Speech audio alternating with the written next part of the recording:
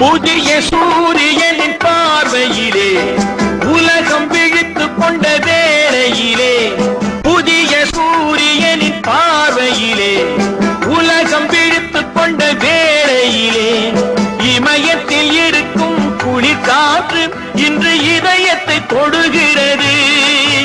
அன்று இமயத்தில் சேரன் கொடி பறந்த அந்த காலம் தெரிகிறது, அந்த காலம் தெரிகிறது.